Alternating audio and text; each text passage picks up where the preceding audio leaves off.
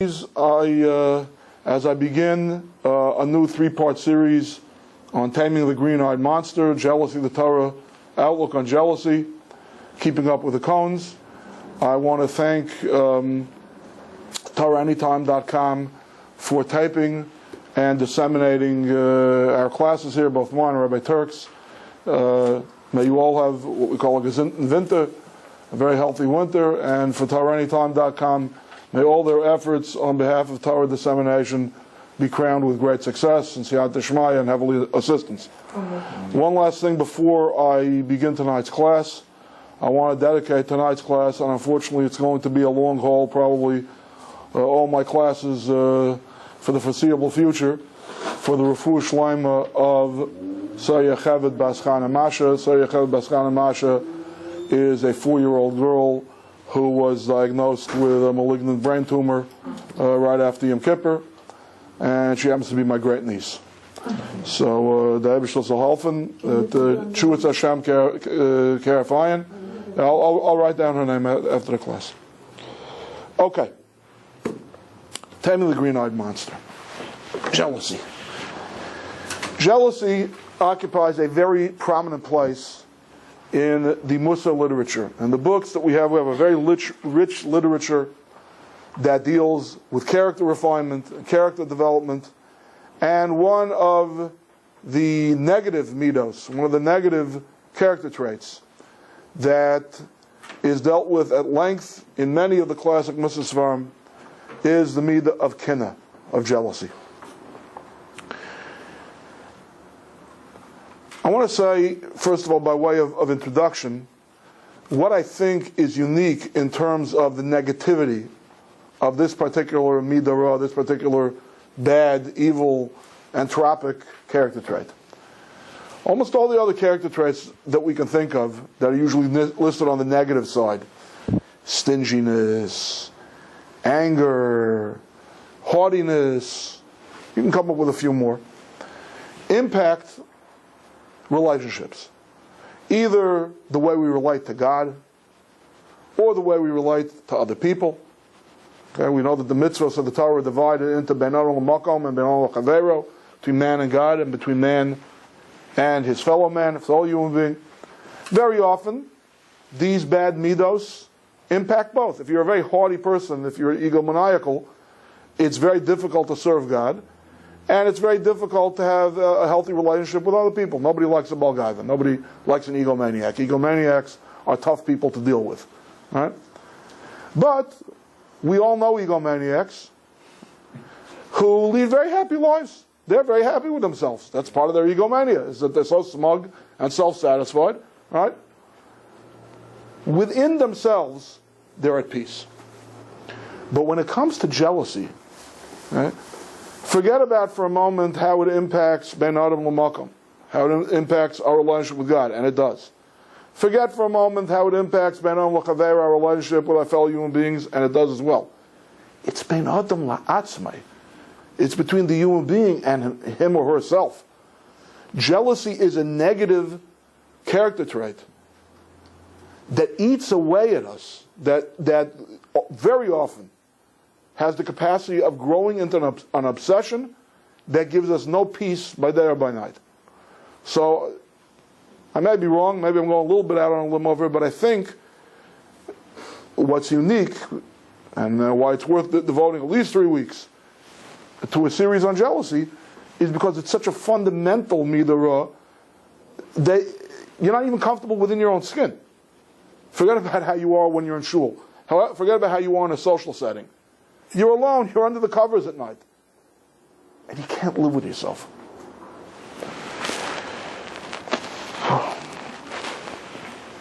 King Solomon, in one of his svarim that are in the biblical canon, there's a pasuk in Mishlei, the 14th chapter, the 30th verse.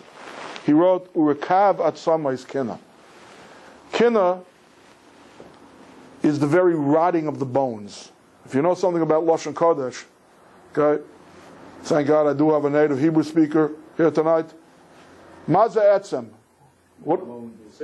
Okay, it means a bone. What else can it mean? Etzem hadavar. Etzem is the main thing, is the essence. Right.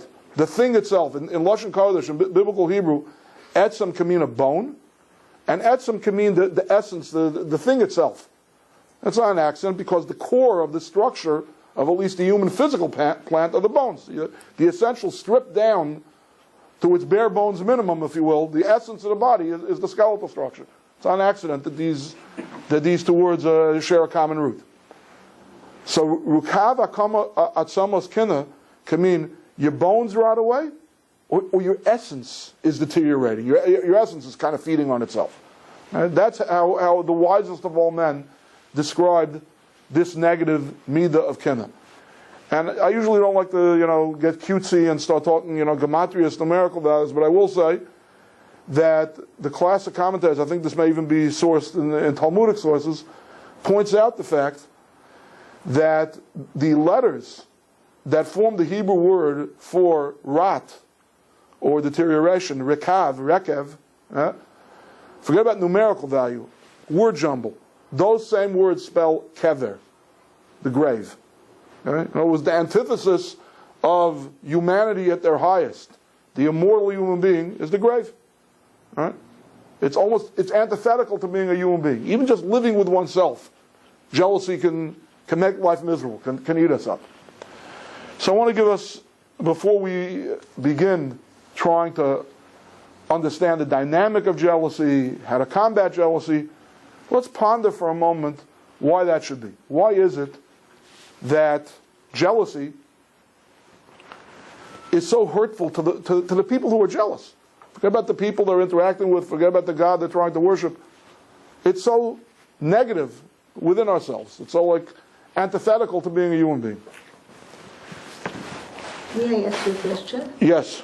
Can a person who is jealous control themselves, or how do they becoming jealous? Keep listening well tonight and for the next 2 weeks, and hopefully we'll come up with some ways and means to combat jealousy. The main class about combating jealousy will be next week. But what causes the jealousy? Okay, so listen, I just got started. Give me a chance. I'm just warming up. Just warming up. I haven't even broken a sweat yet. And everyone knows what a schwitzer I am. Okay. So listen to this. I think the first key to understanding the antithesis between being a human being and being jealous is found, as usual, right near the beginning. Turn to page 7. It's very appropriate. We're starting the series the week between when we read Bereshis and when we read Noach. And I want to draw your attention to chapter 2, verse 7. It's on page 7. God formed man out of the dust of the ground and breathed into his nostrils a breath of life. Man thus became a living creature. Classic verse about the creation of the first human being. Man was formed out of the dust, and God breathed into his nostrils a breath of life. The breath is sometimes alternatively translated as a soul of life. You look in the footnote in the Living Torah, and Rabbi Kaplan brings that alternative translation, and alliteratively, the word is nishima, means breath, and nishama means a soul. Again, Chachmas Lashon HaKodesh, the fact that there are no homographs in biblical Hebrew, the reason for that common root is because a human soul, at least the highest facet of human spirituality, comes from the fact that God imparted, as it were, something of himself into a human being. He exhaled, he gave of his essence with that act of divine respiration, the famous words of the Zohar, Man nafach mitocha nafach, or midilei nafach. Anyone who breathes is imparting something from within them. Is letting out something from within them. Okay, so what we have over here, right up front, you don't have to be a big mystic. What we have over here is the dual nature of humanity. There's something material and earthbound, dust, and there's something spiritual and heavenly, the soul. But what is not so obvious in the text is the medrash that Rashi brings on the pasuk. I'll give you a quick running translation of it. Of what the larger significance contextually, not just trying to understand what a human being is. Trying to understand what a human being is as the very last creature in the 6 days of creation. The very last thing to be created. Can't say the very last. The Mishnah Pirkei Avos says that at twilight time, 10 more things were created, but official. In the Genesis narrative, if you pre-Talmudic Torah, Adam and Eve are the last creatures to be created. So God saved the best for last.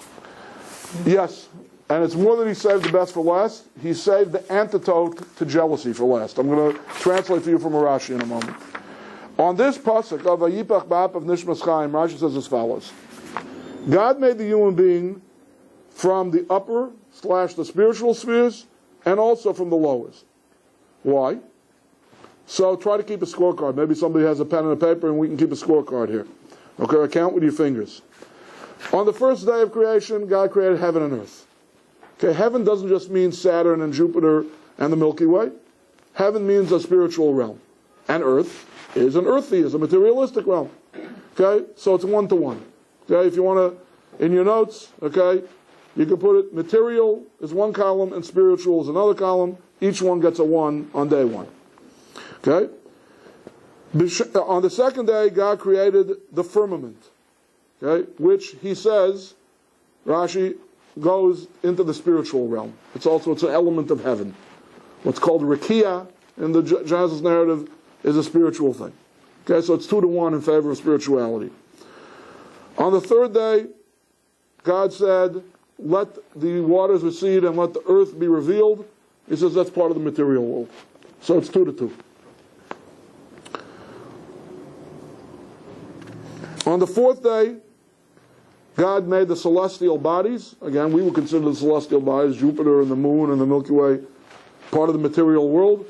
He calls that part of the spiritual world too. But still on some level, on some element, that's part of heaven. No, He doesn't learn it as being both. He learns it as being part of the spiritual world.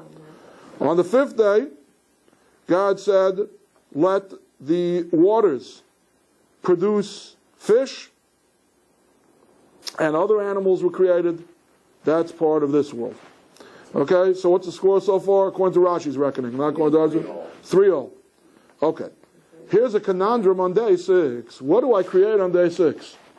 If I create a purely spiritual being, I'm tipping the balance in favor of the spiritual realm. If I'm going to create a physical being, a purely physical being, then I'm tipping the scales in that direction. And the way our sages described that conundrum was, Yesh kina b'maisa bereshis. There will be jealousy in the work of creation. So what did God do? God created something that's both. That's from the spiritual world and from the physical world, aka the human being. So the human being is the antidote, is the resolution of the kina problem, of the jealousy problem. So when a human being is jealous, it eats away at their bones. Tips the scale. Tips the scale. It's more than tips the scale. It's the difference between, okay, I'll give you a mashal, a parable to explain it. You know, arson is a terrible crime, right? But what happens if you find out that one of the firemen himself is the arsonist? Okay. You know? That's antithetical to what you're all about. You're here to put out the fires, and you're the one lighting the fires. Happens. Right? It happens. It may happen many times. It's still a tremendous violation of the public trust. I can go through a lot of professions and say the same thing. You know, a doctor who kills the patients, right? A lot of different things. There are crimes, right? And then there's when you're the opposite of what you're supposed to be. Okay, so I think this is the key. Humble me. I read this Rashi, and this is how I understood the connection between what Rashi says about the role, the first goal, if you will, the first raison d'etre of humanity, and what King Solomon wrote so many centuries later in the book of Proverbs, Rekava atzamas kina, it rots away at the very bones, this negative character trait. Okay. Rabbi, Yes. is it ever good? Yes. Good? Yes. Wait for the third installment of the series. It's called. Oh, I thought you were saying this is ever good to be jealous. Yes. Okay, all right. So I anticipated you. I'm telling you that the third class is going to be devoted entirely to that question. It's entitled, "You Can Tell a Man by the Jealousy He Keeps." So we'll talk about it then. Okay? Let's defer gratification till that point. All right. Now, not only is the very creation of humanity supposed to be the antidote for jealousy, but at least the three places I can count, again, according to the Midrashic literature quoted by Rashi in the Genesis narrative, is jealousy contributing to humanity's downfall. Let's go through them one by one, okay? Take a look on page, this looks like 13. I hope it's 13. Yeah.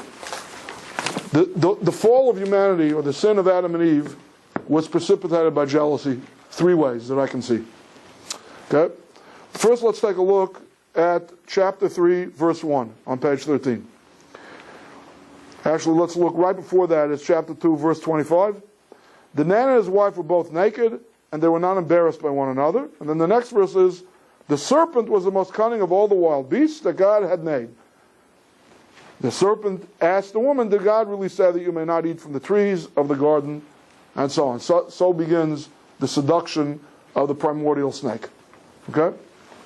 Rashi says, quoting the Medrash, what's the juxtaposition of these two verses? First it talks about the nudity of Adam and Eve, and then it talks about the snake and the cunning of the snake. Rashi says that the snake observed them being intimate with one another, and he got jealous. He desired, he lusted after Eve. We can see very clearly from the punishment that ensues at the end of this chapter, where God says that I will put hatred between the offspring of the woman and your offspring. You'll try to bite them in the ankle, and they'll try to crush you with their heels, right? That really there was some kind of a love affair going on between the snake and Eve. So, as I just say, the whole thing gets initiated by the jealousy that the snake has. He covets Adam's wife. He covets Adam's woman. Next. May I interrupt you? No, not yet. Next, it's in Pasuk Hey, verse 5 on the same page. Really, God knows that on the day you eat from it, your eyes will be opened and you will be like God, knowing good and evil. What's part of the snake's seduction? He says, you're not really going to die when you eat from the tree of knowledge of good and evil, of union of good and evil. Okay?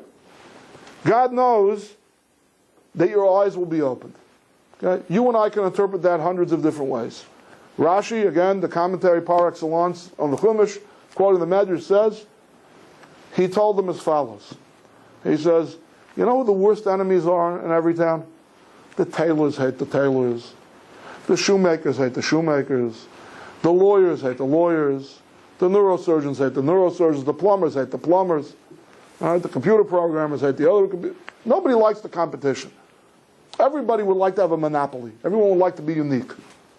Nobody wants to wear one of those T-shirts showing 10,000 people marching in the same uniform, and then the legend reads, I'm unique, just like everybody else. Nobody wants it. People really want to be unique. People want to have a monopoly. So you know what kind of a bill of goods, you know what kind of a lie the snake told Eve, according to our sages?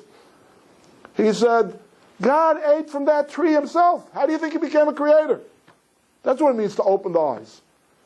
Open the eyes for creativity. He created worlds because he ate from that tree. And he wants to keep that power exclusive to himself. If you eat from it, it almost sounds like Greek mythology, you will be gods yourself. God / what's the job description of a god? You will create worlds. You will create cosmoses, cosmai. I don't know how to pluralize the word. He's jealous of you. He's jealous of your potential. He's jealous of hanging on to his exclusive position. It's all about jealousy. And finally, you get this. And then I'll take a brief question, but I really want to move along. Still on page 13, verse 6. She took of the fruit and ate it. She also gave some to her husband, and he ate it. What's that all about? What's she giving some to her husband for? To share with her from the tree of knowledge, the tree of whatever. Okay. But who was telling the truth, God or the snake? The second she ate from the tree of knowledge, she felt her mortality. Says Rashi, you know why she gave Adam to eat from the tree of knowledge? Says, if I'm going to die, I'll be darned if you're not going to die. You're going to survive and marry another woman? No way. It's not just you're going to survive. You're going to survive and marry somebody else? No, no way. Well, God created one, He'll create another. God created one, He'll create another. Didn't God originally say if you eat from that tree, you're going to die? Yes, He did. Yeah. And they did. No, He didn't. He didn't say how soon they died, but they died. They're no longer immortal. Okay, Ms. Bennett, has your question been answered, or you still have the question? No, I still have the question that wasn't the first jealousy between Cain and Abel? No, I'm showing you earlier in the Chumash, there's a jealousy. Why not? Why not? Cain was jealous at Abel that he but that's not got the first. accepted. It's not the first. Abel was jealous of him. I show you what the first one was. The first one was the snake of Adam. The second one was a made-up one, was a slander that God was jealous of the human beings. And the third one was, as is often the case of jealousy, a paranoid fantasy, right? He'll marry another woman. I'll die and he'll marry somebody else. Okay. Cain and Abel is in fact the next one. Please, you know, we're not going to have a class tonight. Let's hold off on the questions for half an hour. Okay, let's make a deal. Give me half an hour, and hopefully I may anticipate a lot of the questions. Okay. Cain and Abel is the next thing. Take a look on page 17.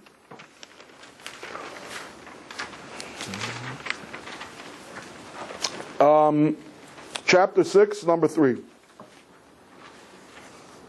Number 5, I'm sorry. But to Cain and his offering he paid no heed.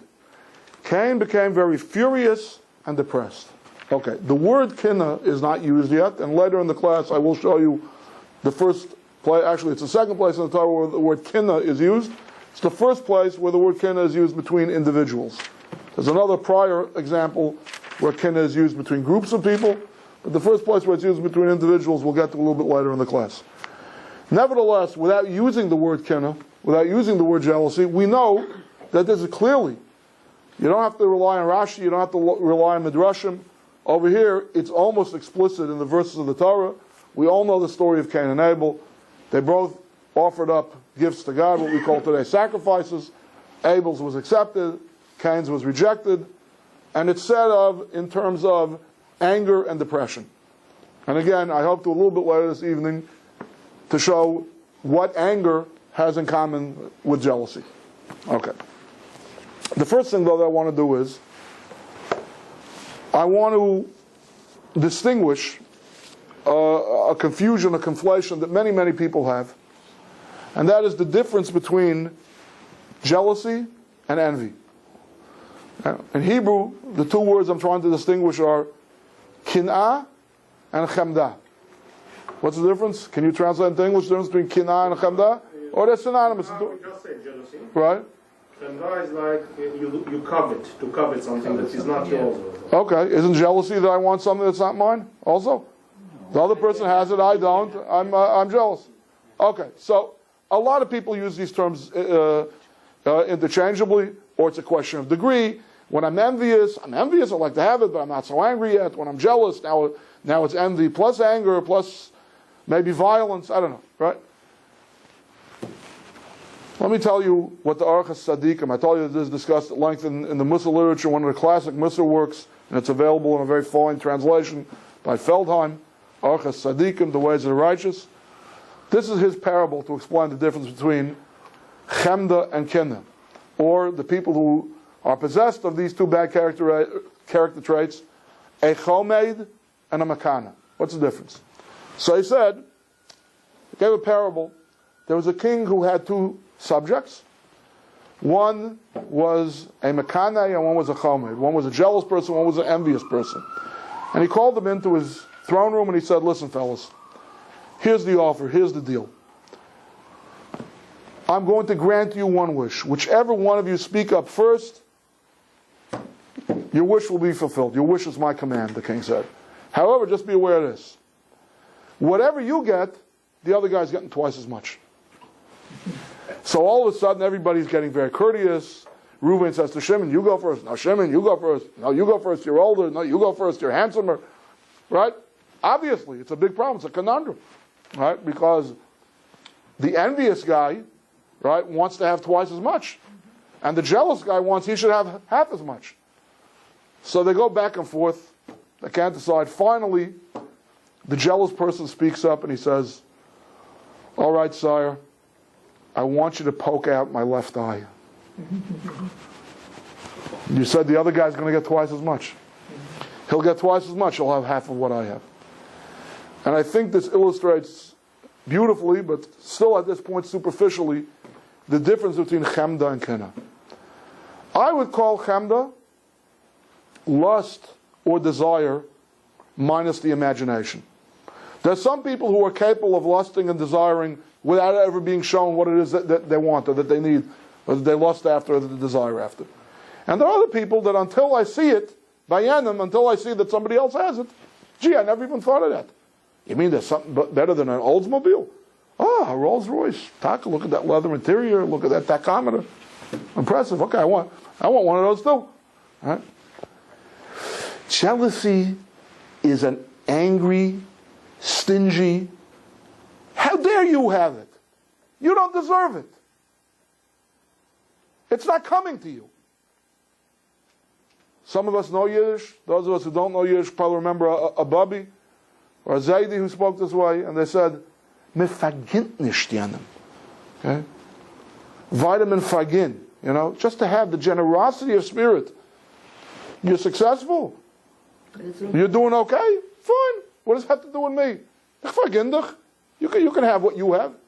A jealous person vergint nicht. A jealous person says, you don't deserve it. Right? And hence, the title of tonight's class, why do good things happen to rotten people? That's really, in a word, that is the definition of the character trait of jealousy. Jealous people are walking around their whole lives, maybe to society in general, maybe there's a particular subject, a target for their jealousy, and they're saying, they're rotten. They don't deserve it. You don't deserve it. Es kimmt dich nicht. You didn't earn it. You don't deserve it. And I'm angry. I'm not just desirous. It's not just I want it too. I'm angry. There's something unjust. There's something unfair. There's something unbalanced about the fact that you have it. Again, turning to King Solomon, the wisest of all men, we all know that when he assumed the throne, God offered him pray or wish. I'm giving you one of three categories that you could wish for. And he chose wisdom. And when he was granted wisdom, he gained the other two blessings as well. But right after that is the famous classic episode that they always say about Solomonic wisdom. What happened? Now, today we have paternity suits. We try to determine who the father is of a child. In his case, two women came before a court. It was a maternity suit. Who's the real mother over here? This one says, it was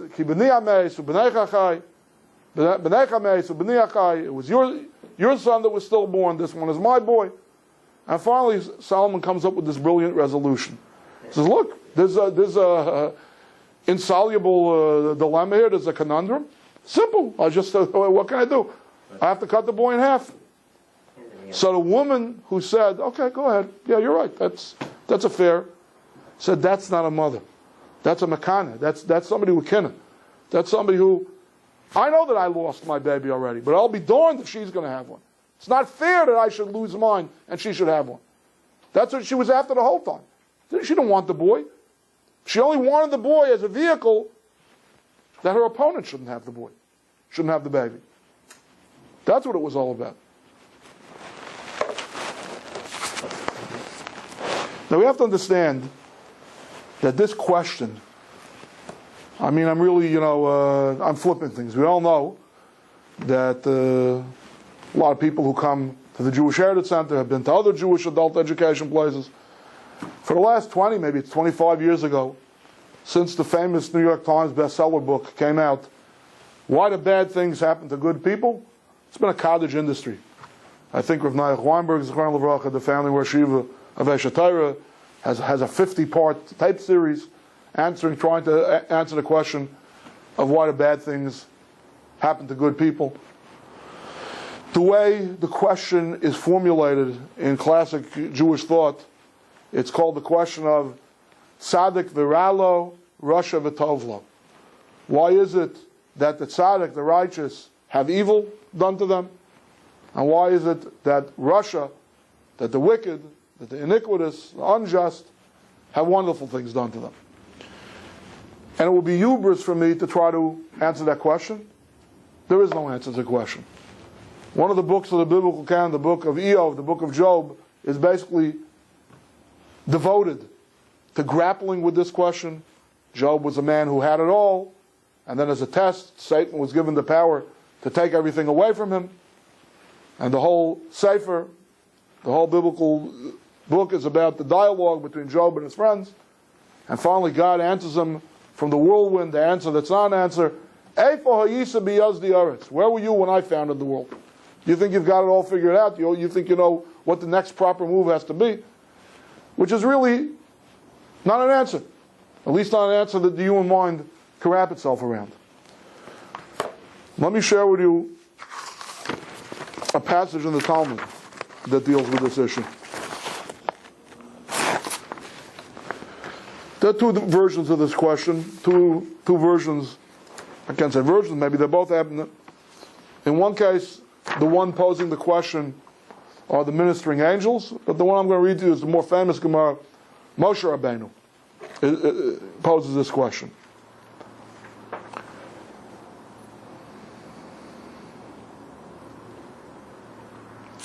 Rav Yehuda said in the name of Rav. Okay, this passage in the Talmud is found in Tractate Menachos 29b. Rav Yehuda said in the name of Rav, when Moshe Rabbeinu rose on high, when he went up for 40 days and 40 nights to receive the Torah, he found God sitting, and there's obviously anthropomorphism, the whole thing, and tying crowns onto the letters of the Torah. Okay, those crowns, if you ever see the actual calligraphy of a Torah scroll scribe, of a sofer, you'll see that in a Sefer Torah, certain osios, certain of the letters have what's called tagin. They have certain, like these vertical, they almost look like hairs coming out of the tops of the letters. Here the metaphor, the Talmud uses crowns upon the letters themselves. And he said to a master of the world, who's causing you to do this? I mean, the letters and the words communicate the message. What do you need these crowns for? And he said, there's a person who will appear in the future at the end of many generations. His name is Akiva, son of Yosef. And he is going to derive from every little salience that comes out of these letters, he's going to come out and develop mounds and mounds of halachos. In other words, Rabbi Akiva's scholarship, Rabbi Akiva's homiletical skill, his genius as a decoder, if you will, of the encoded messages of the Torah, did not just extend to the nuances of the words, or the position, or the numerical value of the letters. From these little calligraphic irregularities in the letters, he was already able to derive halachas. So Moshe Rabbeinu says, show him to me. So he says, you want to see him? You've got to go to the back of the room. And so it was. It says that Moshe Rabbeinu sat, as it were, in Rabbi Akiva's classroom in the 8th row. He was 8 rows back. And he didn't understand the class. Didn't understand what was going on. Maybe Rabbi Akiva didn't allow enough questions in the middle of the class. So Tashashkach, it says he got weak. It doesn't mean he got physically weak. It means he was depressed. Here, I'm supposed to be Moshe Rabbeinu, the teacher of all the Jewish people, the Talmud Chacham of all the generations, the greatest expert in the Torah. I mean, it's a mysterious Gemara. What does this mean? How can Rabbi Akiva know something in Torah that Moshe Rabbeinu does not? But anyway, that's not the part of the Gemara I want to focus on tonight. Then one of the students in the class asked Rabbi Akiva, where did you get this from, Rabbi? So I said, that's what we call a halacha l'Moshe Misinai. That's pure oral tradition. That's a halacha that was handed down master to disciple, master to disciple, master to disciple, stretching all the way back to Moshe Rabbeinu on Har Sinai. Now Moshe Rabbeinu felt better. Okay, so I am still part of an indispensable part of the transmission of Torah. He felt better. He came before God again and he said, Master of the world, you've got a person like this and you're choosing me to give the Torah through. You should give it through him. Moshe Rabbeinu's humility. God says to him, be quiet. This is how it came up in my mind. The divine mind, I chose Moshe to be the transmitter of the Torah, not Akiva ben Yosef. Don't ask this question. Then, here we come to the poignant part of the Gemara. Then Moshe Rabbeinu said, Master of the world, you showed me his Torah, show me his reward. And it's alliterative, it's beautiful in Hebrew. It says, Harisani Taraso, Hareni Scharo. It rhymes. Show me his Torah, show me his reward. For such a level of Torah, wow. You know? Must have a, Upper East Side address with a summer home in the Hamptons for such Torah, right? He said, go to the back again. You're not going to like what you see. There's going to be a worse experience for you than in the classroom. And then it says, we all know how Rabbi Kiva died, right? His flesh was raked. Listen to this, though. Posthumously, they also humiliated the corpse of Rabbi Kiva. He wasn't Zaycha L'Kever Yisrael. He wasn't buried. It says they took his flesh. Apparently the ancient Romans were into cannibalism too. Okay? And they were selling his meat in the butcher shop, in the shuk. And Moshe Rabbeinu says, Master of the world, Zu Torah v'Zu Schara. This is Torah? Torah is supposed to be the highest good? And this is obviously the most brilliant, the most ardent, the most devoted student of the Torah that ever existed. And this is how he's rewarded? Tzaddik v'ralo. In other words, the most righteous and such kind of a level of evil done to the person. And again, God gives the answer that's not an answer. The same answer to the question when he asked, why was I chosen to be the one to give the Torah, not him? God says, Shtok kach olav machshel lefanai. Be quiet, be silent, so it came up before me. I'm not answering that question. So there really is no answer to the question. I don't want to answer the question. I want to understand the dynamic behind the question. When do we ask, why do bad things happen to good people? And when do we ask, and why do we ask, why do good things happen to rotten people? So here, while I showed you earlier episodes of apparently things being motivated by Kina, all that is subtextual, all that is from the Midrashic literature. If you want to see in the Torah itself, the first time there's an episode of Kina, of jealousy between two individuals, would anyone like to hazard a guess where that is? Because, parenthetically, let me just say that the Maharal of Prague, Reb Tzadok HaKohen of Lublin, many great Jewish thinkers say, that if you ever really want to understand something, look to where it first appears in the Torah. So does anyone know where the first episode... Moshe and Korach. Abraham and Sarah. It's before Moshe and Korach, but it's after Abraham and Sarah. What do you mean by Abraham and Sarah? What do you think there was jealousy between Abraham and Sarah? When? Abraham and Hagar, you mean, maybe? No, Abraham and Sarah. Okay, what episode particularly are you referring to? When Abraham pretended that Sarah was his sister in order not to be killed by the... So whom was Sarah jealous of at that point? No. She was angry, maybe. She was frightened. But where was she jealous of it? Who was she? It is a form of jealousy on Abraham's part, is it not? That he was trying to save his... Survival mechanism, that's all. It wasn't about keeping her away from Pharaoh. It was about saving his own skin. And it's explicit that way in the verses. How's that jealousy? That's a survival instinct. That has nothing to do with jealousy. If anything, if you would think it, if anything would be Sarah and Hagar. Well, that was jealousy. It may have been jealousy, but like Cain and Abel, or like Eve and the putative replacement for Eve, the word Kina is not used. I'm not saying it wasn't jealousy. I'm just saying that again is another example of a place in the Torah where jealousy may have been going on, but the Hebrew word for jealousy is not yet articulated. Take a look on page 139. Page 139, this is chapter 30, verse number 1. I'm going to read the Hebrew so that you should all hear the word in Hebrew. So it's really on page 138. Chapter 30, verse number 1. Vatera Rachel ki lo yolda li Yaakov. Vatekaneh Rachel ba'achosa. Vatomer el Yaakov hava livanim v'imayin meisa anochi.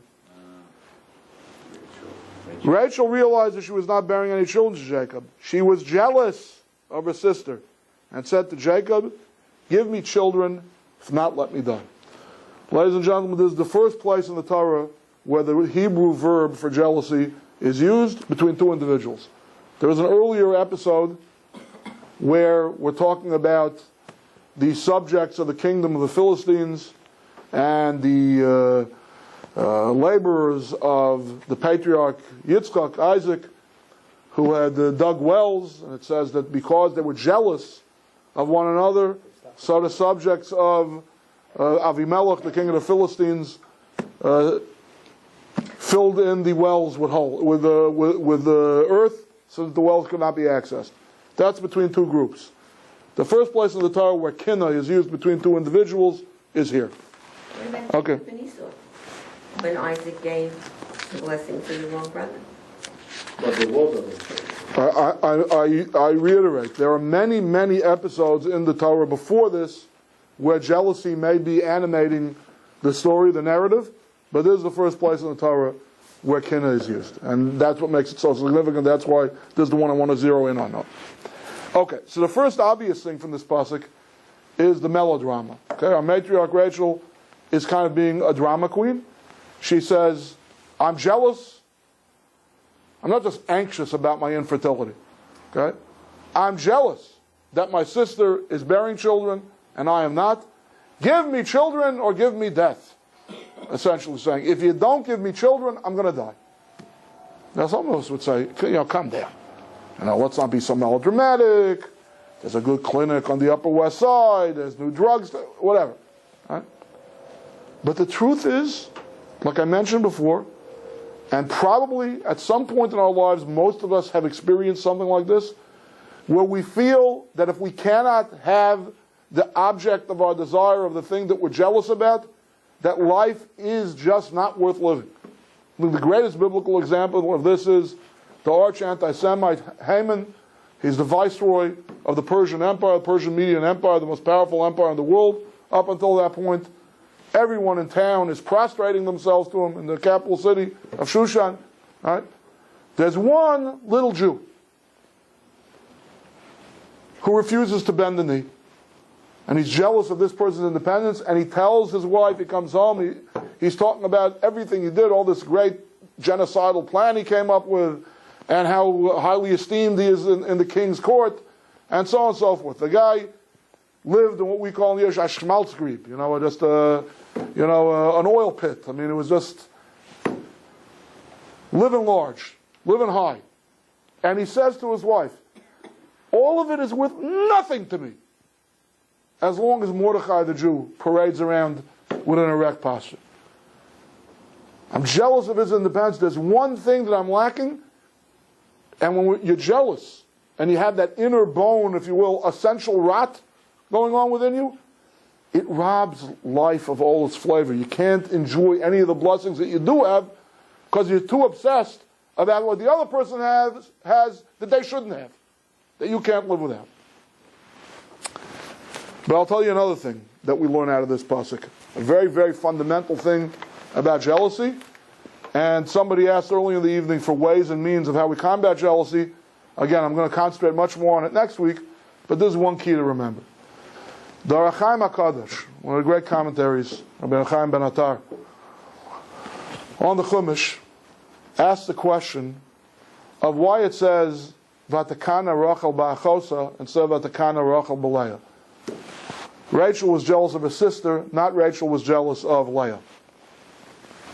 And he says that if you want to know what jealousy is, here's what jealousy is. She's saying there's an injustice going on over here. We had the same nature. We have the same nurture. We have the same husband. right? It's not like, there's an infertile man that I'm intimate with, right?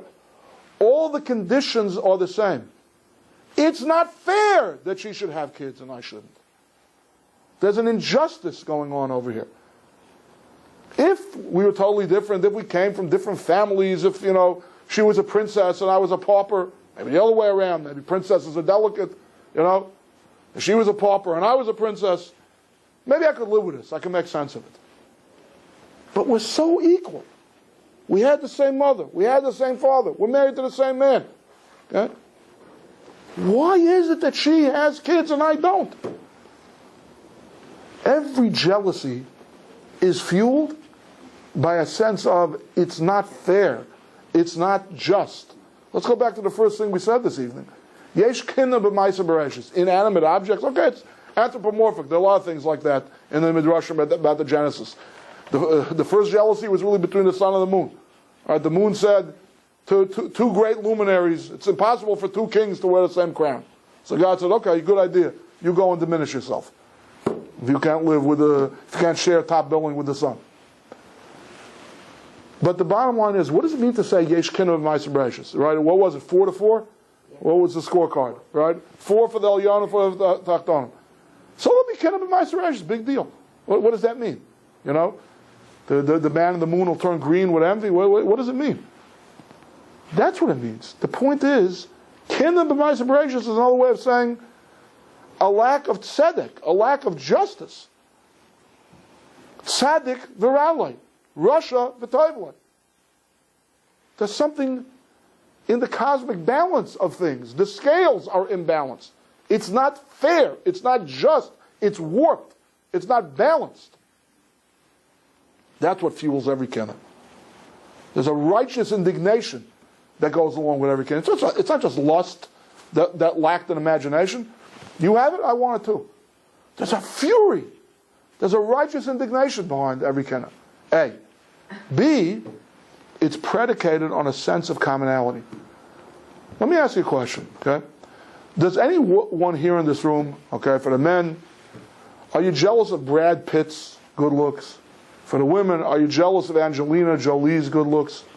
Or is it your sister, your cousin, your sister-in-law, your neighbor, a co-worker, they went to a nicer beauty parlor than you.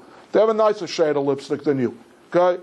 For the men, you got a friend, they're aging a little bit more gracefully than you. They still have a little more in their salt and pepper. They still have more pepper and less salt. Right? Maybe they're not so big around the gut as you are. Right? I'm not jealous of Donald Trump's riches or Mike Bloomberg's portfolio. Right? I'm jealous of the guy in the cubicle next to me, okay, that got 3% more in his holiday bonus than I did. Why is that? And even since the advent of that show 20 years ago, Lifestyles of the Rich and Famous. Yeah, Lifestyles of the Rich and Famous makes me more envious. It broadens my horizons about what to want.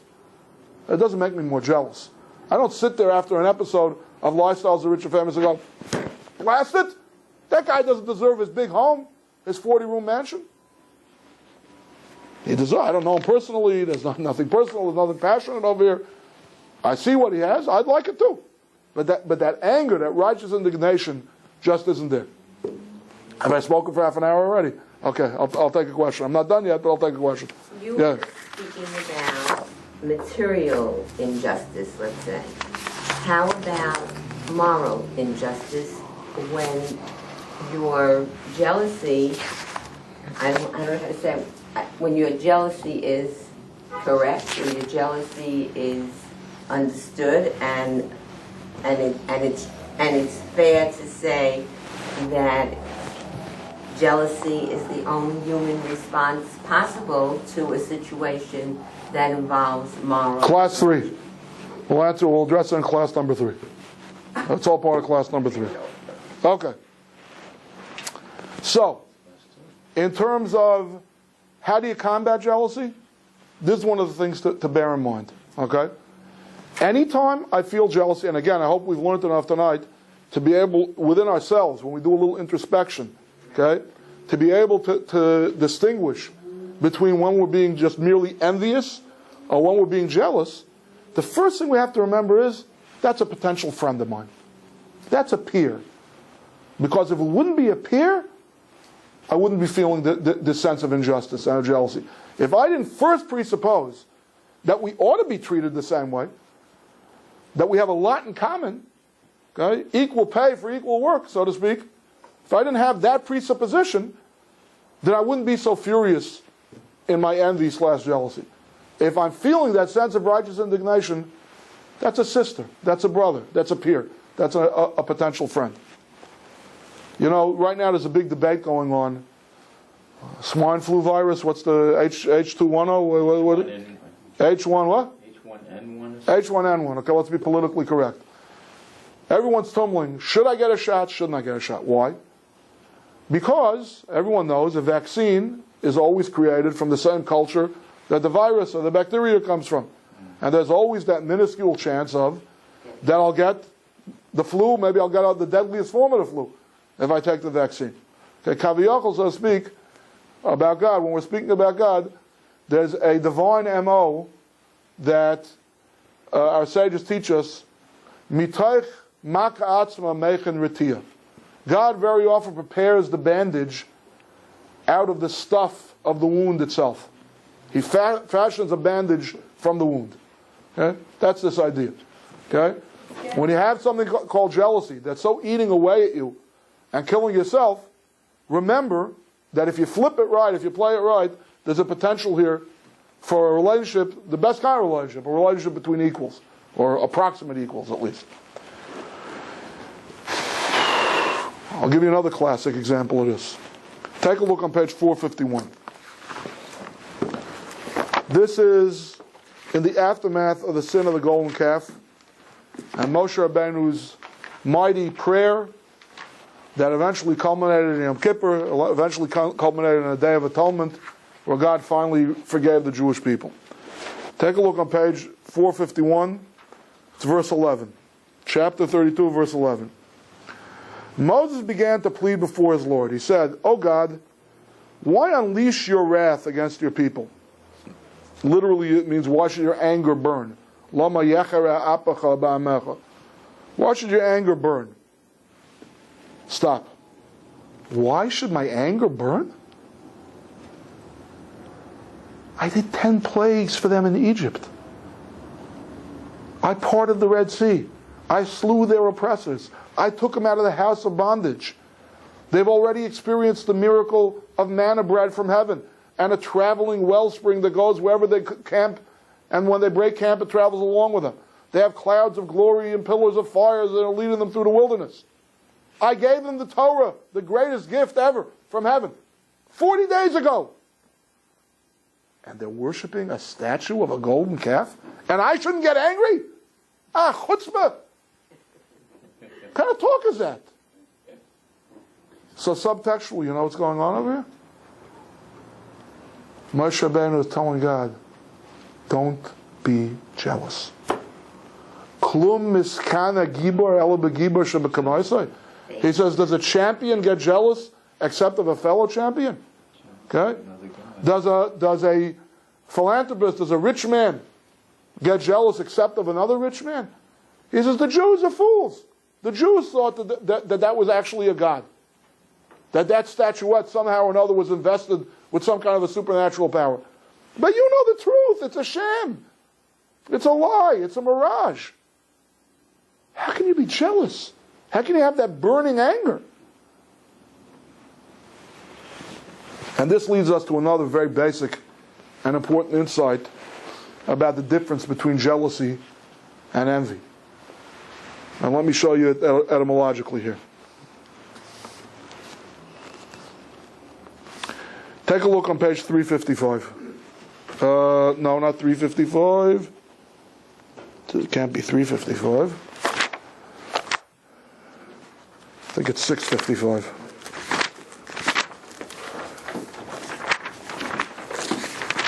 No, it's not that either. Okay, for once I wrote it wrong.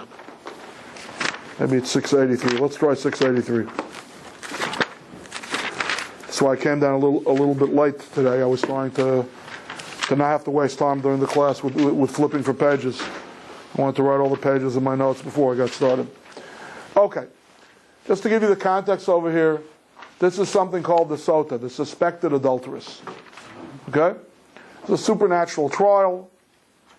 Again, it's something that I could give a 10-part series just on this Torah topic itself. I'm not here tonight to explain how the trial works. I just want to zero in. I'm here for etymology. I'm here to learn something about a word root. Okay? Take a look on 683, verse 18. So 683 or 685. Turn one page. No, 1 second. What's going on over here? In between.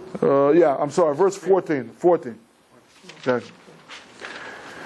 This is a case where the man had previously expressed feelings of jealousy against his wife. Okay? Literally, the way the Talmud interprets this passage, there's a declaration called kinui, which means the legal declaration of jealousy.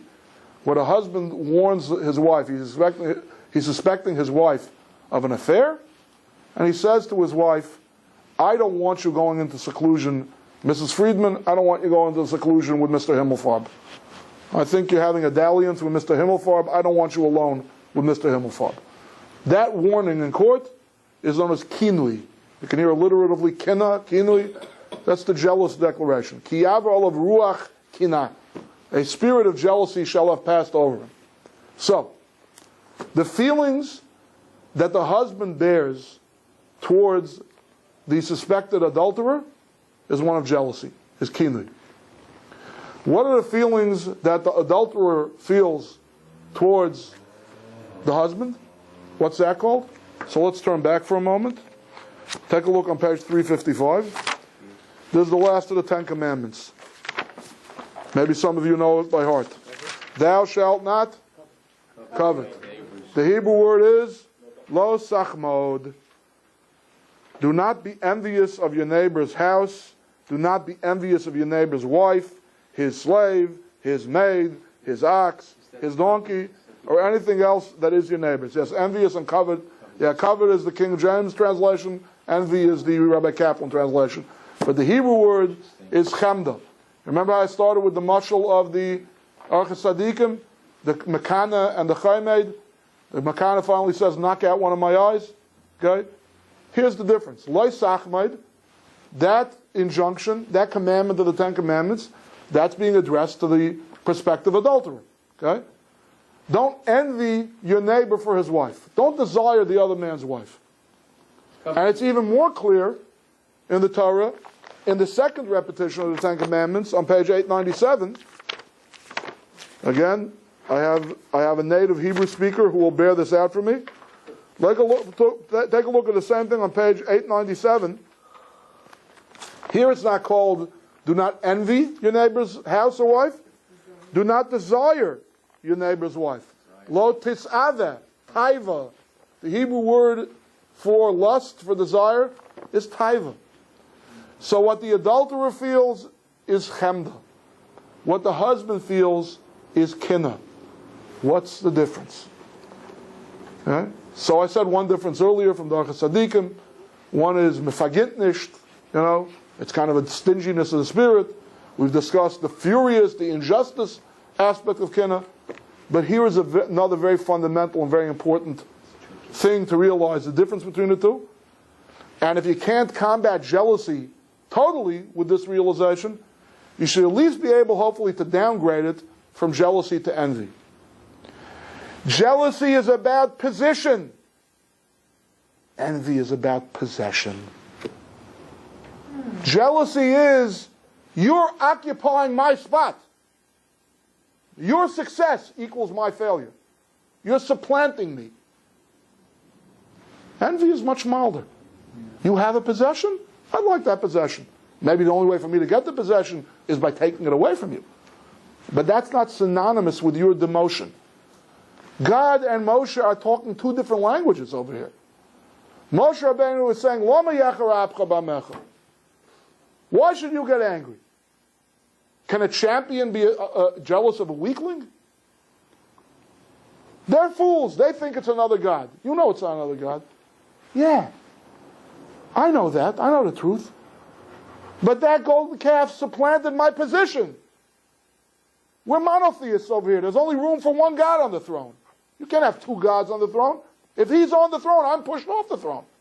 I set up a theology where there's only room for one. My position has been compromised. It's not about who owns the Jewish people. The calf can't take the Jewish people away from me. Just as certainly as an adulteress cannot take the wife away from the husband. There's no legal bearing. It's not a new marriage. Oh, I'm in love with him. That invalidates a marriage. Baloney. See you in divorce court. Can't take the wife away from the husband. But he can play the role of the husband. And it's supposed to be a monogamous relationship. There's no room for two husbands. If you're playing the role of the husband, I'm no longer a husband. That's kinna. That makes me furious. That's unjust. Part of the reason is why I can't stand that you have it is because when you have it, I'm the good person who deserves it and I don't have it. That's the fury of jealousy. The problem is, in contemporary society, we have totally blurred and negated the difference between possession and position. We live in such a materialistic society. Okay? The teachers make nothing, and the criminal hip-hop artists who put on shoulder pads and a New York Giants or Jets jersey on the weekends, they're making gazillions of dollars. They can make in 15 minutes more than a New York City public school teacher will make in their whole working career. Depending on, if they were first-round draft pick, what kind of a bonus baby they are. We have such a warped society. Okay? We all worship the golden calf today.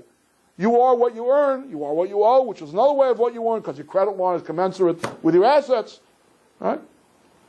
We have a hard time distinguishing anymore between jealousy and envy because to us, possession equals position. There is no other position. There is nothing else that gives a person stature in this society other than how wealthy they are. But if you really stop and think about it, and think, does their having X, Y, Z really compromise my position? Or is it just about, they possess something that I'd like to possess too? Very often, if you stop and introspect and think about that soberly, you're going to have to deal with the feelings of envy. That's also a very tough thing to deal with. But it's not the same thing as jealousy. It's not that fury. It's not that sense of injustice. Right?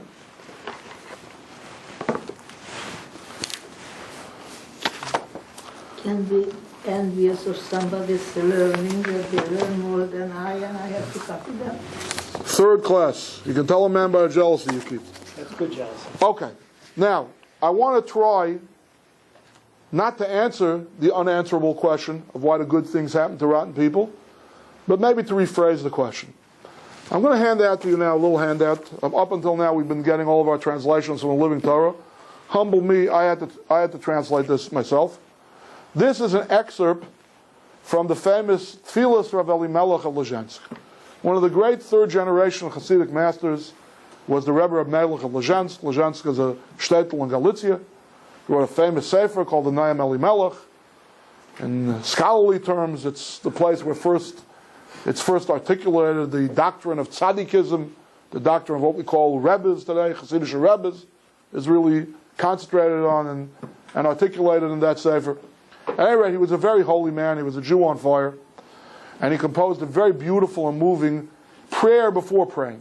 Warm-up exercises, if you will, to the spiritual exercise of prayer. And in there, he has a prayer about jealousy. And it's really an embellishment of a Talmudic prayer. Right? Truth of the matter is, if anyone is interested, I'll show you in the Siddur where the beginning of this prayer is printed in the standard, not even Sfard, not even Hasidic Siddur, standard Ashkenaz Siddur, you'll find the beginning of this prayer. But I'm going to hand this out now. I want you to take 2 minutes to read it. And then I want to tell you why I think it's one of the most bizarre prayers I've ever seen at first glance.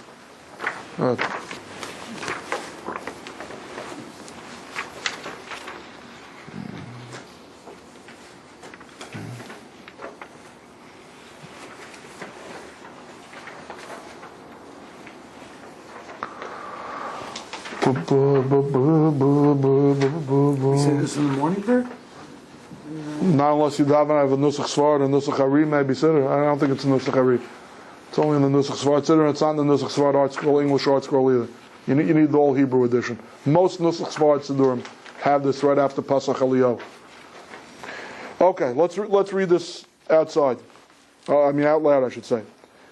And save us from jealousy of one another, such that no jealousy of another human being arises in our hearts. In other words, we shouldn't be jealous of others, nor that our jealousy arise within the hearts of others. In other words, nobody should be jealous of us either. We'll get to hopefully next week why that's a negative thing too. It's not just bad to be jealous, it's bad to arouse jealousy in others as well. On the contrary, awaken our hearts to see and discern the positive qualities of our peers, and to be blind to their deficiencies. And that we, each and every one of us, speak to and about our friends in the principled way that you find pleasing. We should not be able to see other people's deficiencies. We should only see their good qualities. Malos chaverai velo chesronam is the way it goes in Hebrew. Ladies and gentlemen, I want to ask you a question. It's a song. It's been made into a song. You hear it sung popularly at weddings. Let me finish the thought. I'm 5 minutes from the end of the class, and I'll take as many questions as you want. I want to ask you a question. Try to imagine a prayer like this. Dear God, please, please make me healthy. Save me from all illnesses. On the contrary, let me eat a high-fat, high-salt diet and lead a sedentary lifestyle. Or a prayer like this. Dear God, I want you to help me have a permissible and generous livelihood. On the contrary, make sure that I always buy high and sell low, and that I make all of my investments in high-risk financial derivatives. Can you imagine prayers like that? Prayers from the bizarre world. I'm praying, save me from jealousy, and I want to see other people's advantages? What was I jealous of in the first place? The person was ugly, the person was unsuccessful, the person was unpopular. That's what I was jealous of? I was jealous because I discerned all of their good qualities. They're beautiful, they're popular, they're intelligent, they married well, they're successful in business, they got the highest scores on the entrance exams. I've been seeing nothing but good in them the whole time. What kind of a crazy prayer is this? If I was composing the prayer, I would have said, on the contrary, awaken our hearts to see their deficiency and be blind to their good qualities. Then my heart will be still. Then I won't feel any jealousy. So here's the answer. The answer is chicken and egg question. What came first? The other person's success or my perception of them as evil and undeserving people? We already said that kinna is about a lack of fairness. Yesh kinna is there's something unbalanced over here. It's not coming to that person. The other person doesn't deserve it. Whether or not I have it is besides the point. But I'm just using myself as a litmus test. If I don't deserve it, then that rotten person certainly doesn't deserve it. Aha. But what if they're not a rotten person? What if they're saintly people? What if they're wonderful people? What if I could posit the idea that, maybe they are more deserving than me? Then again, I might feel chemda, I might feel envy, I might want it too. All right? But a sense of, I'm going to die if I don't have it. They deserve to die before they have it. That's not there anymore. It's not kinna anymore. Kinna is this furious sense of injustice that they don't deserve it. So if all I'm seeing is the rewards that they got, so to speak, rather than the fine character traits or the mitzvahs that they did or the Torah that they learned that possibly evoked this divine favor, that's where it comes from. Right? If we could really see the good in the other person, then we wouldn't have a problem with God bestowing good upon them. That's the prayer of Melech HaLezhensk. This is not equivalent to saying, help me out, make a living, make me buy low, buy high and sell low. No, it's not that way. This is the antidote to kinna. The antidote to kinna is, why do bad things happen to rotten people? The answer is they're not rotten. They're good people. You got to see the good. You want to diffuse your jealousy? Learn to see the good. You can't see the good. You see an absolute scoundrel in front of you. Maybe you got to look a little subcutaneous, a little below the skin. Maybe you need to search a little more. Or maybe you need to look in the mirror a little bit more and see maybe by comparison, you're not such a wonderful God's gift to mankind. Ladies and gentlemen, that is the conclusion of why the bad things happen to rotten people. Next week, the next installment is Taming the Green-Eyed Monster, a faith-based approach. I hope you come. I hope we have extra green flyers. Take them, send them to your friends, forward the email. And now I'll be more than happy to take any questions, any criticisms you have. Suppose you take the Isn't this good. wouldn't this be, I'm so sorry. Okay, you see the good of an individual, but you also realize that there's hidden negativity in there. Right. So that's another way of looking at it. Well, the negativity is not hidden. You see the negativity on the surface. You know there has to be negativity. Right. You only see the overt good, but you know in there someplace there's problems. How's that going to diffuse your jealousy? Well, you know that they don't have the 100% of the pie. The pie has the other side of the problems. They have. That's another technique for diffusing jealousy. To understand, the Yiddish expression is "Alles ba'inem and nishtu ba'kainim." Nobody's got it all, right? If they're successful in one way, you have to look at the whole package. Again, we'll get to that next week. That's part of the faith-based approach.